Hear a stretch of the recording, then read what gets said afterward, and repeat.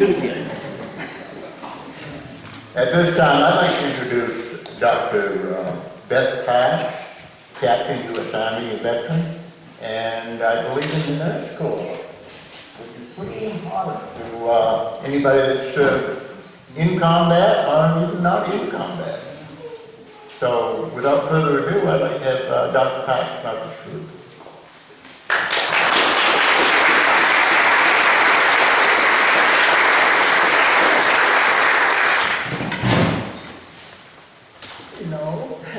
So the first thing you're probably going to wonder is why is some little person, female type, going to Vietnam, which is where I went 50 years ago for 66 and 67. I went because my husband had been sent over, and I thought, why should he have all the fun? So I said, I'd like to go, and he said, are you crazy over my dead body? Well, I went, but he was in the Air Force, so I went in the Army Nurse Corp because they were the ones who could go into combat. I asked for the busiest place in Vietnam. I got it. It was a place called Cu Chi. Probably don't know where it is, or if you do, if you've ever heard of it, it's where they had all the tunnels. We couldn't figure out how the Viet Cong were popping up inside of our compound, but they were, and they were doing bad things to us. As it turns out, there were 123 miles of tunnels, honeycombed beneath where we were living. So that would be equivalent to having a terrorist cell living underneath your feet right here at Prospect Harbor today, and you didn't know they were there. So that was like that for an entire year. To explain a little bit about where Cu Chi is, Vietnam is a very long and narrow country. If you went from Saigon, now called Ho Chi Minh City, directly northwest to Tay Ninh on the Cambodian border, it's about 55 miles. So if you look at it this way, Prospect Harbor would be Saigon, Bangor would be Tay Ninh on the Cambodian border, and I was stationed in Ellsworth. So that gives you a feel of what those distances are. I was talking about the tunnels. I went to the Bob Hope Show on Christmas Day in 1966. And I should just add this in, I was just telling somebody a few minutes ago that it was the 25th anniversary of the 25th Infantry Division with whom I was stationed. The 25th of December, Bob Hope's 25th year in entertaining the troops, and it was 2 days before my 25th birthday. So I guess 25 is going to be my lucky number. I was first stationed with a MASH hospital called the 7th Surgical Hospital. When they said it was the busiest place in Vietnam, they weren't joking. We could operate on 3 wounded soldiers at one time. But when you get 200 guys coming in wounded in a whack, there's no way that you can deal with that many. So as part of the advance party that set up the 12th Evac, which was a larger hospital, we incorporated the facilities of the 7th Surge, and that group moved on to a place called Tuan Luai. But from the time we opened our doors on December 1, 1966, until we closed just short of 4 years later, we had 37,000 wounded soldiers who went through our facility.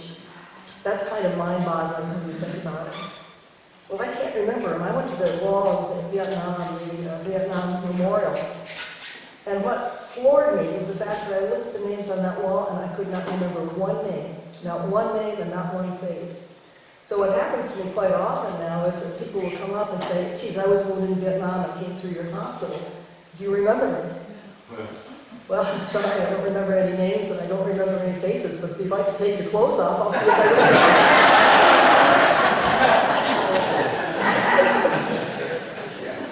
So it's quite an experience. Anyway, if you have a chance, the moving wall with 58,000 names on it is in Washington, D.C. For those who can't get to it, there's a moving wall, which has been in Thomaston for the last 4 days, just down south of Rockland. They're pulling it down today.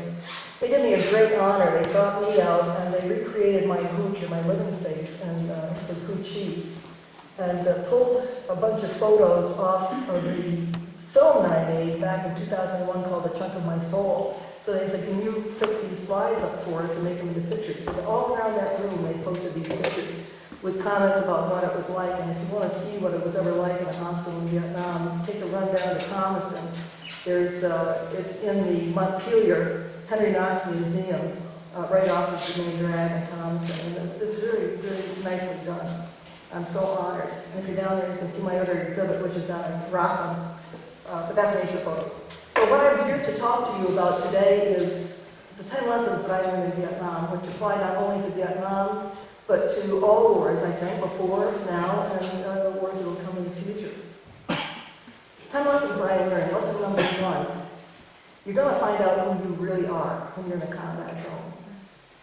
They say that people are like onions, you just keep going down through layer after layer and you never get to the core. Well, you're going to find out what those layers are. You're going to find out what you can tolerate, what you can't tolerate, what you're good at, what you're bad at, what your limits are. It's a very interesting process. You find out who you are. But you're also going to find out who other people are as well. You're going to see that when everything is stripped away, they don't have their clothes or their bank accounts or their homes or their friends or their school or anything else. It's a great leveler. Everybody dresses alike. Everybody has to work the same. You're going to find out and be very surprised about who can do well and who can't. And you will never guess some of the folks who do fine and others who will just completely fall apart. You will find out, lesson 2, that some people are going to do well in the war zone and some people aren't.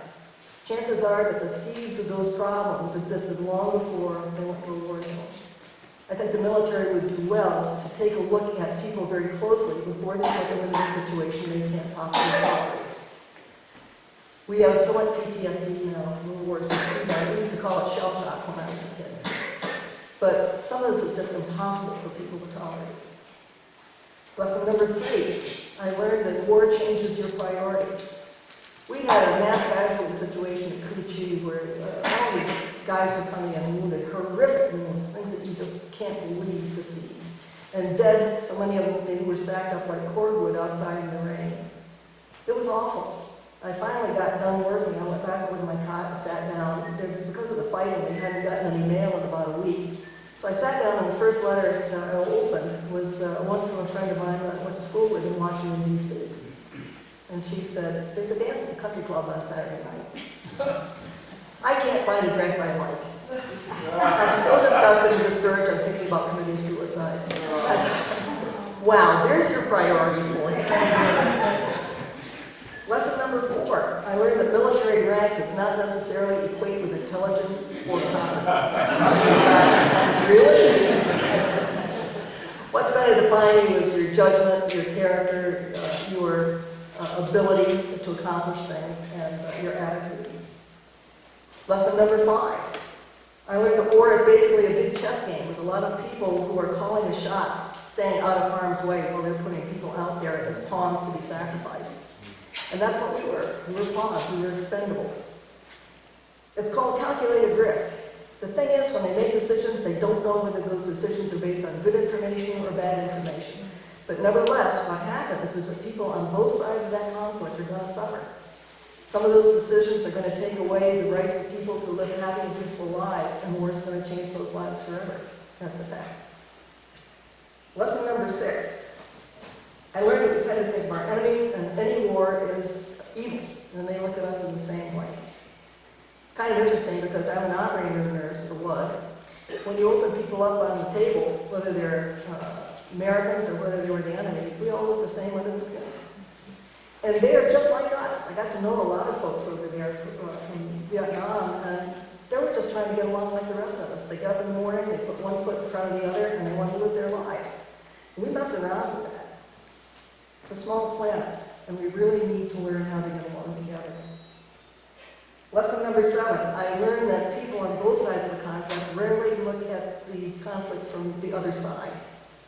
It's an interesting thing in Vietnam. You probably don't know this, but over 3,400,000 Vietnamese died during that war. Now we have 58,000 names on the wall, as opposed to 33,400,000. If you took that in the same proportion to this country, that would be like killing 27 million people in America. And our whole country fell apart when 3,000 people were killed on 9/11. But can you imagine the number? I just wish we could live to get along together. They were fighting for their independence from us, just as they were fighting for independence from everybody else. It's an interesting thing. If you ever have a chance to see the video called The Fog of War with Robert McNamara. McNamara was the Secretary of Defense under Lyndon Johnson. He had a chance to sit down with his counterpart from North Vietnam in Geneva, Switzerland at one point. It's very rare that people of that level get to talk to each other. McNamara said that they almost came to blows after the first day. So McNamara says to his counterpart from North Vietnam, What's the matter with you? You could have had it all. You could have had your unification, you could have had this and that, and money and so on. And the guy looked at him and said, McNamara, have you never read a history book? We were fighting for our independence from everybody, including you. We did not understand our enemy. So that's the first thing. I don't think we understand our enemy today. They said they would have fought for the last man. I believe in lesson 8 that nations are their own worst enemies, or can be, in terms of their ideologies and policies. Every nation who goes to war thinks that they're right. That's it. The other guy is wrong. But we're in a big terrarium here. I've traveled the globe a lot of times, and all I can see is that it's like a web out there. You come down something over here, you're going to get a reaction over there. We have to stop looking at today and what the profits might be for today, and start looking at what's going to happen 100 years or 1,000 years or a million years from now, based on what we're doing. We don't have the sense to do that. We don't have the sense to look beyond our collective noses. I wish we would learn.